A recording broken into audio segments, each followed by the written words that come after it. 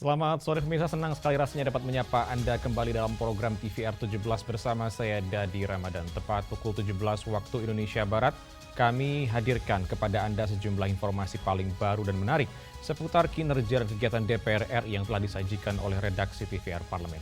Dan pemirsa TVR Parlemen adalah TVR 17 selengkapnya.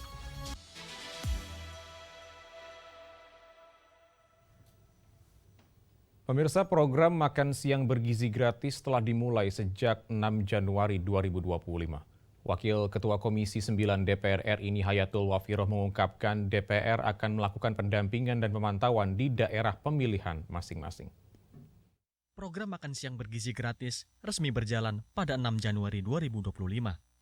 Peluncuran perdana program ini dilakukan di 190 titik yang tersebar di 26 provinsi Indonesia. Komisi 9 DPR RI menyatakan siap mengawal realisasi program makan siang gratis. Wakil Ketua Komisi 9 DPR RI, Nihayatul Wafiroh mengungkapkan bahwa para anggota Dewan akan melakukan pendampingan dan pemantauan di dapil masing-masing. Kehadiran DPR RI nantinya dapat menjadi jembatan komunikasi atas segala kendala dalam pelaksanaan program makan bergizi gratis ke berbagai stakeholder. Anggota, dan kita sudah sampaikan tadi seluruh fraksi di Komisi 9 siap mendukung, dan kita akan melakukan pendampingan juga, melakukan pemantauan dan juga monitoring juga di tiap dapil-dapil kita agar nantinya juga akan ada, kalau perlu ada perbaikan untuk di dapur-dapur di titik-titik itu kita terus bisa melakukan komunikasi karena itu bagian tugas dari DPR, salah satunya adalah pengawasan. Anggota Komisi 9 DPR RI Neng EM Marhamah menambahkan, DPR RI juga akan memfasilitasi masyarakat atau UMKM yang ingin menjadi mitra program makan siang bergizi gratis, sehingga program ini dapat memberdayakan masyarakat melalui hubungan kemitraan. Ada yang dipusatkan satu dapur, ada di beberapa pesanan, ada beberapa dapur yang buka catering, usaha masyarakat sekitar yang ditunjuk oleh pesanan, ada yang seperti itu. Nah ini juga mereka juga maksudnya itu jangan kemudian ini ada program mengusir mereka seperti itu harus ini juga menurut saya itu harus mengakomodir masyarakat, ya pemberdayaan masyarakatnya juga benar-benar tersinergikan dan teraplikasikan dalam program makan bergizi gratis ini. Kendan Handoko, TVR Parlemen melaporkan. DPR RI mendesak penambahan kuota haji tambahan pada ibadah haji tahun 2025. Wakil Ketua Komisi 8 DPR RI Marwan Dasopang mendorong adanya tambahan kuota khususnya bagi jamaah lansia untuk memangkas antrian keberangkatan haji. Panitia Kerja Haji Komisi 8 DPR RI mendorong adanya penambahan kuota haji tambahan pada ibadah haji tahun 2025. Hal itu disampaikan dalam agenda rapat konsultasi bersama Wakil Ketua DPR RI Sufmi Dasko Ahmad. Ketua Komisi 8 DPR RI Marwan Dasopang mengatakan, terdapat beberapa objek utama yang menjadi pengawasan tim Was Haji, di antaranya penetapan jemaah yang berangkat sesuai data Siskohat, pengawasan vendor yang melayani akomodasi hotel, konsumsi, dan transportasi bagi jemaah haji. Marwan juga mendorong adanya tambahan kuota khususnya bagi jemaah lansia, sehingga dapat memangkas antrian keberangkatan haji. Marwan menyampaikan Komisi 8 DPR RI akan membahas revisi Undang-Undang Haji yang memungkinkan pemberangkatan jemaah haji Indonesia melalui kerjasama dengan negara sahabat. Memandu kita dalam hal dan kami sudah laporkan berbagai titik-titik yang menjadi objek pengawasan kita, mulai dari perjalanan di dalam negeri tentang penetapan jamaah yang akan berangkat sesuai dengan Siskohat, dan sekalipun ada klausul yang memperbolehkan lansia untuk diberangkatkan dan ada pendamping, tapi tidak boleh dijadikan sebagai titik masuk untuk menyerobot pihak-pihak lain. Pihak-pihak yang menjadi vendor-vendor yang akan melayani jamaah, tentu itu bagian dari pengawasan kita, baik akomodasi hotel, baik catering konsumsi, transportasi. Tetapi tentu juga masuk dalam pengawasan kita mengenai kemampuan para petugas. Selain itu, Marwan menekankan bahwa pemerintah perlu memperhatikan langkah antisipasi kedaruratan dalam penyelenggaraan ibadah haji. Terlebih, petugas haji Indonesia dinilai masih kurang untuk melakukan pendampingan bagi jemaah haji Indonesia yang mayoritas lansia. Helmi dan Kristio, TVR Parlemen, melaporkan. Masih seputar informasi haji, pemirsa, di sini DPR RI bersama pemerintah sepakat untuk menurunkan biaya haji 2025. Wakil Ketua DPR RI Sufmi Dasko Ahmad menyampaikan pentingnya pendampingan unsur penegak hukum dalam penyelenggaraan haji seperti Kejaksaan dan KPK. DPR RI menggelar rapat koordinasi persiapan tim pengawas atau Timwas Haji 2025 usai pemerintah bersama DPR RI berhasil menurunkan biaya haji. Dalam rapat ini, pemerintah meminta ada pendampingan dari unsur penegak hukum dalam penyelenggaraan haji. Hal itu disampaikan Wakil Ketua DPR RI Sufmi Dasko Ahmad usai memimpin rapat koordinasi dengan Panja Biaya Penyelenggaraan Haji Komisi 8 DPR RI. Sebelumnya DPR RI bersama pemerintah telah sepakat dan berhasil menurunkan biaya haji 2025 sekitar 4 jutaan, yaitu menjadi 55,4 juta rupiah. Meski begitu, Sufmi Dasko juga menyampaikan mengenai pentingnya pendampingan unsur penegak hukum dalam penyelenggaraan haji seperti Kejaksaan dan KPK. Tujuannya untuk memperbaiki penyelenggaraan haji serta mencegah terjadinya penyimpangan. Biaya penyelenggaraan haji pada tahun 2025 ini ada penurunan biaya sebesar lebih kurang 4 juta rupiah. Jadi biasanya kalau tiap tahun naik, tahun ini turun. Ya memang ada keprihatinan bahwa kemudian penyelenggaraan haji dari tahun ke tahun memang harus diperbaiki. Nah lalu kemudian dalam satu rapat saya dengar bahwa memang Pak Prabowo minta supaya penyelenggaraan haji ini didampingi oleh aparat penegak hukum, ya bisa nanti dari Kejaksaan, bisa dari KPK supaya penyelenggaranya bisa berjalan dengan baik. Demikian. Selain itu, Sufmi Dasko juga menekankan pentingnya evaluasi dalam penyelenggaraan ibadah haji dari tahun ke tahun, sehingga dapat mewujudkan ibadah haji yang semakin baik dari aspek keamanan dan kenyamanan jamaah. Zikri dan Denus, TVR Parlemen melaporkan. Persoalan kekurangan jumlah dan kompetensi guru merupakan salah satu yang utama dari sekelumit permasalahan penyelenggaraan pendidikan di daerah tertinggal, terdepan, dan terluar atau 3T. Dalam kunjungannya ke berbagai wilayah 3T, Komisi 10 DPR RI mencatat beberapa hal krusial yang penyelesaiannya harus jadi prioritas pemerintah. Informasi selengkapnya akan kami hadirkan saat lagi. Untuk itu jangan kemana-mana, tetaplah bersama kami di TVR 17.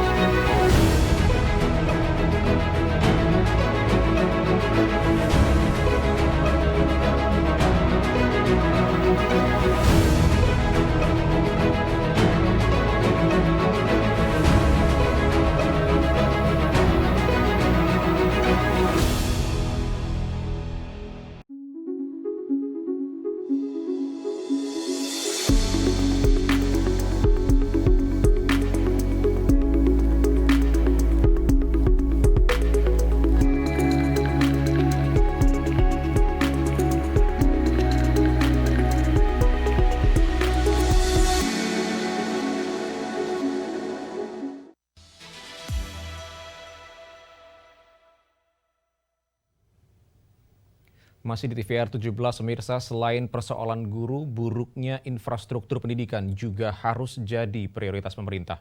Keterbatasan akses dan kondisi geografis tak boleh jadi alasan pembangunan infrastruktur sekolah yang tidak merata. Dan mari kita simak informasi mendalam yang telah dirangkum oleh tim redaksi TVR Parlemen dalam segmen editorial Parlemen. Berikut ini.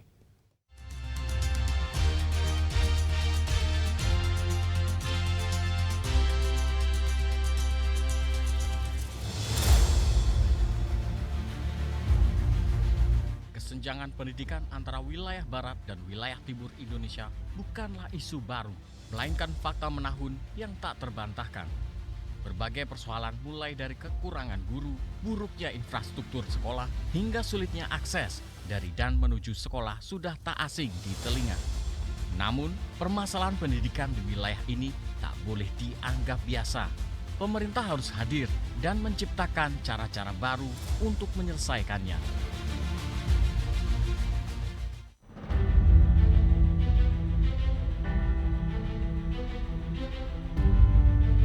Beberapa waktu lalu, Komisi 10 DPR RI meninjau langsung penyelenggaraan pendidikan di daerah tertinggal, terdepan, dan terluar atau 3T di Nusa Tenggara Timur, Maluku, hingga Papua. Melihat lebih dekat permasalahan pendidikan di wilayah ini, DPR mencatat beberapa hal krusial yang penyelesaiannya harus jadi prioritas pemerintah.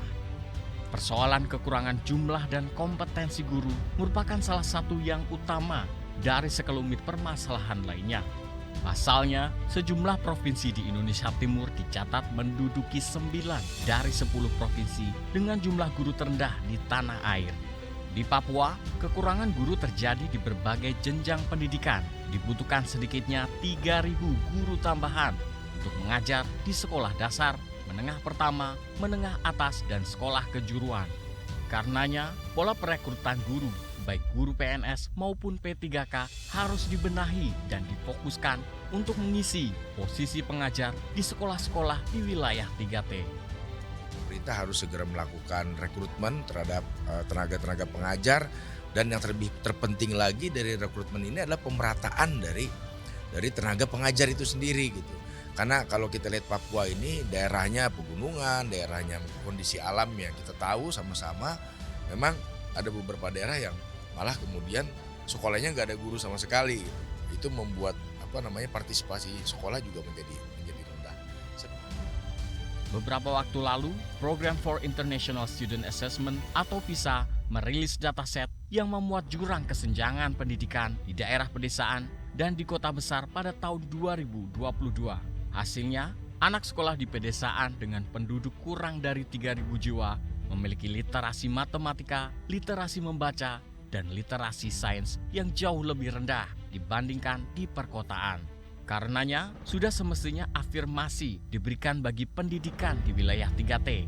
Program makan siang gratis tak boleh jadi satu-satunya ujung tombak untuk mewujudkan generasi emas di tahun 2045. Program ini harus diiringi perbaikan akses dan kualitas pendidikan hingga ke daerah 3T.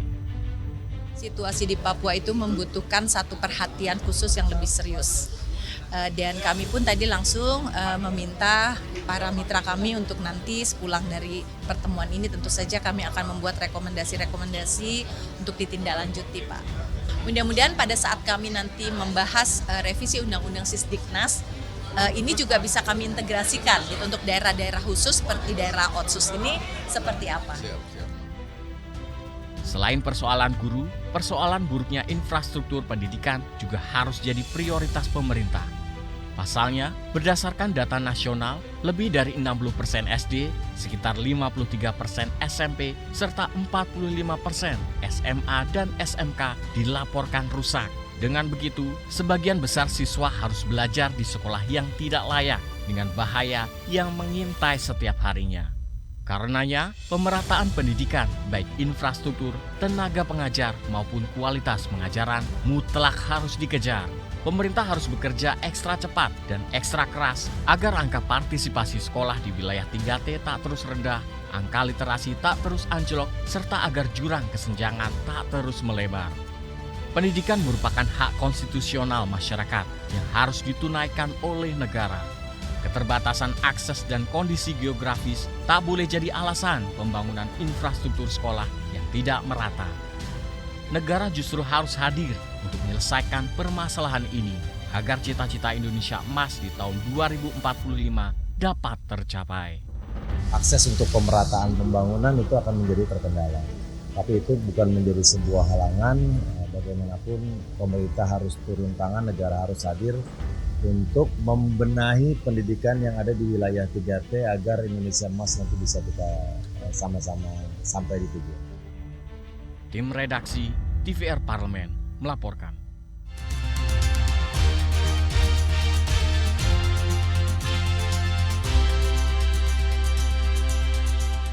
Komisi 8 DPR RI berhasil menurunkan biaya penyelenggaraan ibadah haji 2025 dari sebelumnya yang diusulkan sebesar 93,3 juta rupiah menjadi 89,6 juta rupiah. Informasi selengkapnya saat lagi, jangan kemana-mana. Tetaplah bersama kami di TVR 17.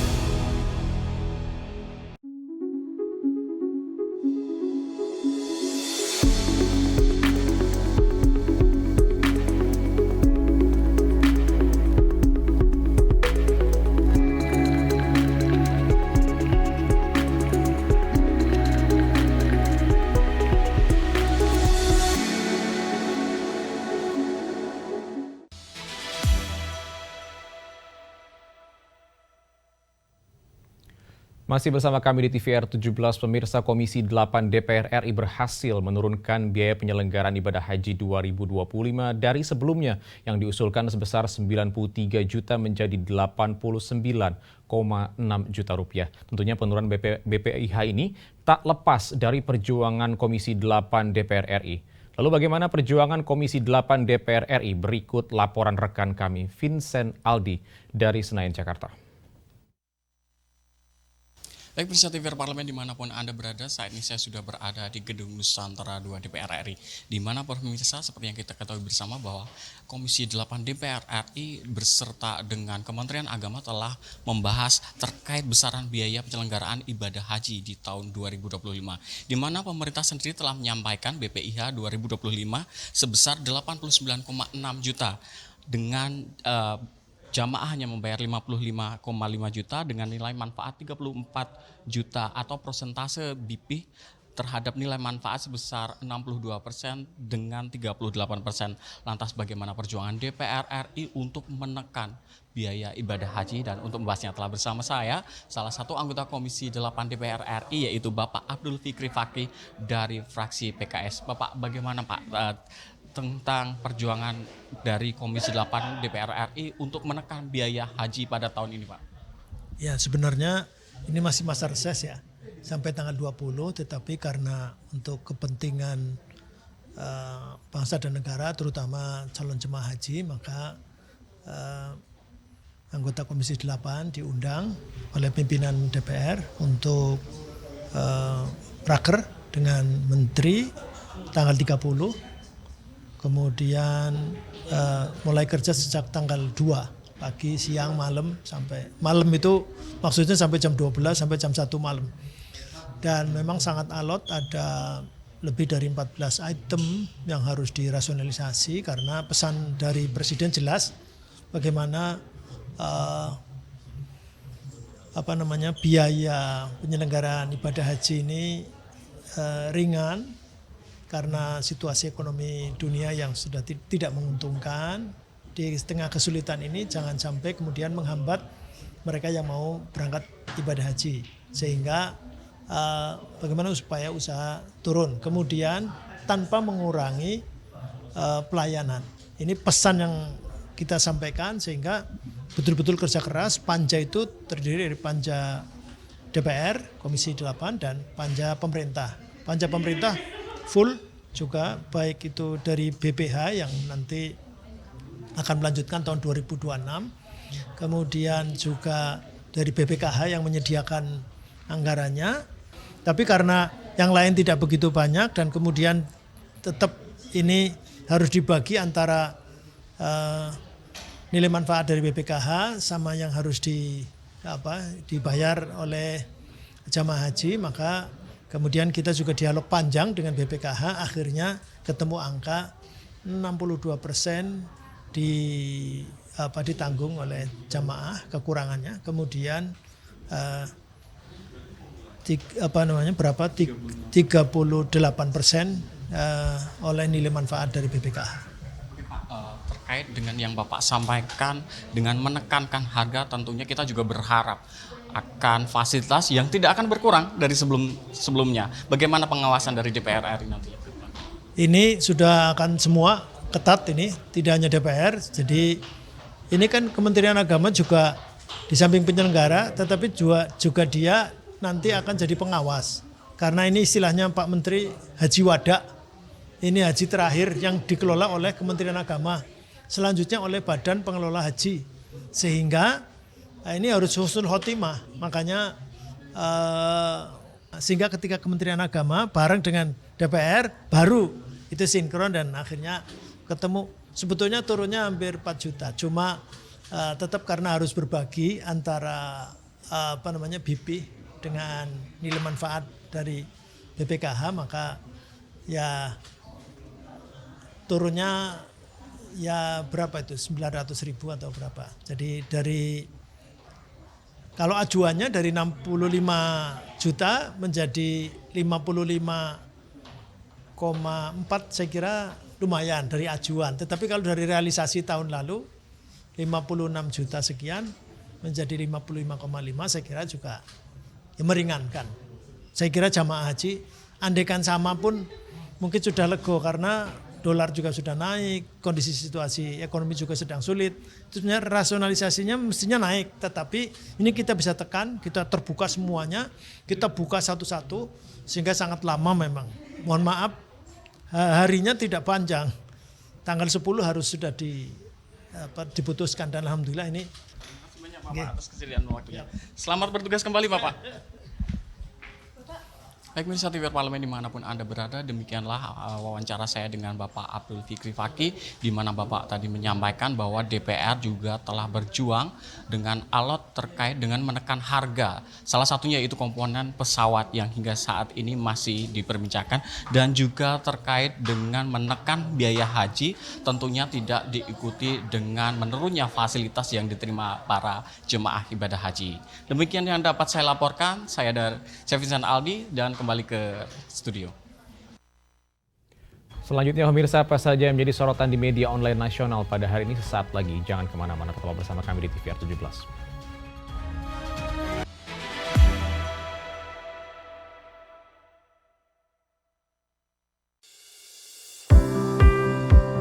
Mengenal tugas dan fungsi DPR RI. Dewan Perwakilan Rakyat atau DPR adalah lembaga negara yang mewakili aspirasi rakyat. Kehadiran DPR RI merupakan salah satu bukti bahwa Indonesia merupakan negara demokrasi. Sebagai salah satu lembaga perwakilan rakyat, apa saja tugas dan fungsi yang diemban DPR RI?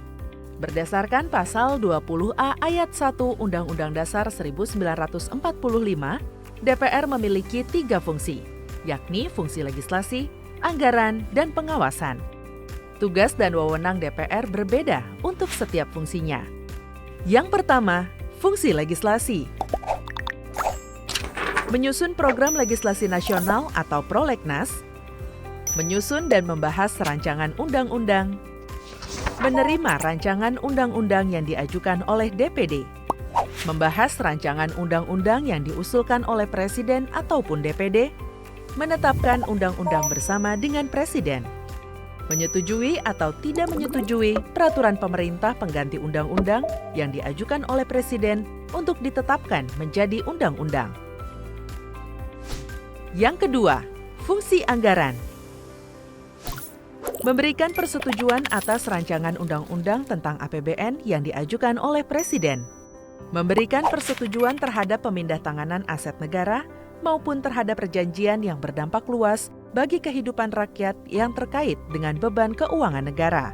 menindaklanjuti hasil pemeriksaan atas pengelolaan dan tanggung jawab keuangan negara yang disampaikan oleh BPK, memperhatikan pertimbangan DPD atas rancangan undang-undang tentang APBN dan rancangan undang-undang terkait pajak, pendidikan, dan agama.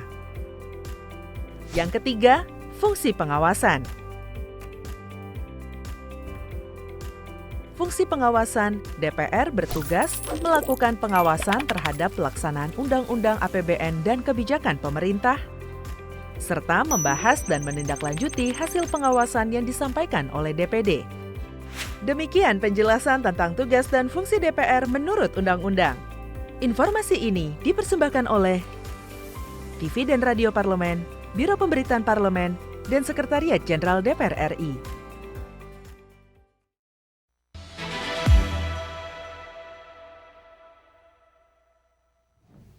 Terima kasih Anda masih bersama kami di TVR 17. Pemirsa, kali ini kita masuk ke segmen media online nasional. Dan mari kita simak isu apa saja yang menjadi sorotan media serta tanggapan dari sejumlah anggota Dewan. Bersama rekan kami, Anggun Oktarini.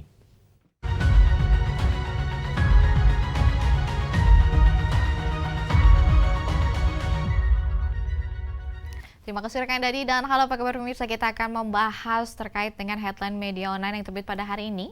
Dan yang pertama ini ada pembahasan mengenai biaya haji turun dan Panja DPR RI juga pemerintah sepakati biaya haji di 2025 sebesar 55 juta rupiah. Nah ini juga kita melihat dari beberapa media online yang tayang pada hari ini nih pemirsa. Salah satunya itu ada pembahasan mengenai Wakil Ketua Komisi 8 DPR RI sekaligus Ketua Panja Biaya Penyelenggaraan Ibadah Haji Abdul Wahid menyebutkan bahwa biaya haji tahun 2025 ini telah disepakati sebesar 55 juta rupiah atau sebesar 62% dari BIPH maksud kami, dan di sini tahun 1446 Hijriah atau di 2025. Dan di sini besaran BPIH ini disebutkan bahwa penyelenggaraan haji tahun 2025 yaitu sebesar 89 juta rupiah yang mengalami penurunan sebesar 4 juta rupiah dibanding tahun lalu.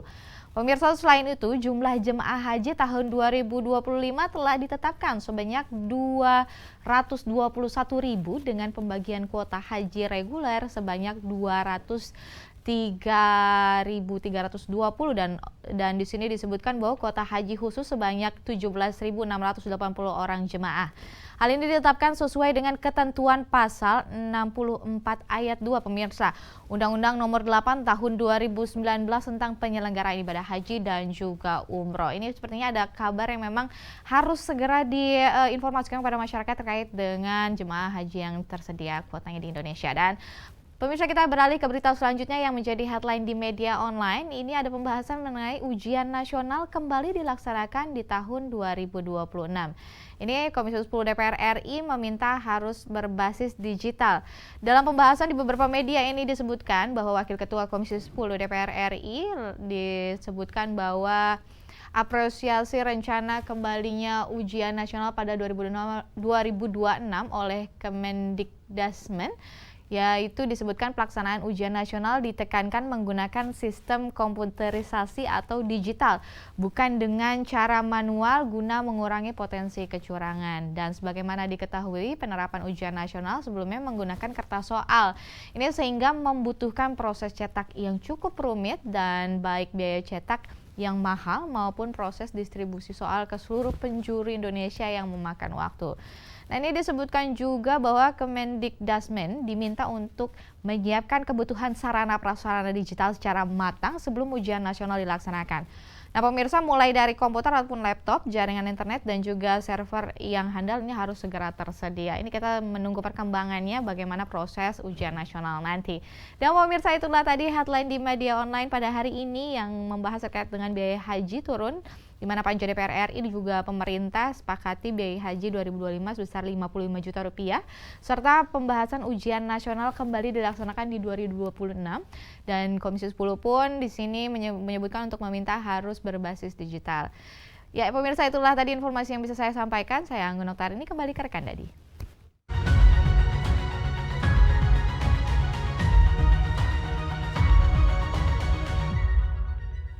Baik, terima kasih rekan Anggun yang telah menyampaikan sejumlah update sorotan dari media online nasional pada hari ini. Dan segmen media online tadi sekaligus menutup program TVR 17 edisi sore hari ini. Saya Dadi Ramadan beserta seluruh kru TVR Parlemen yang bertugas mengucapkan terima kasih dan pamit undur diri dari hadapan Anda. TVR Parlemen, referensi Indonesia.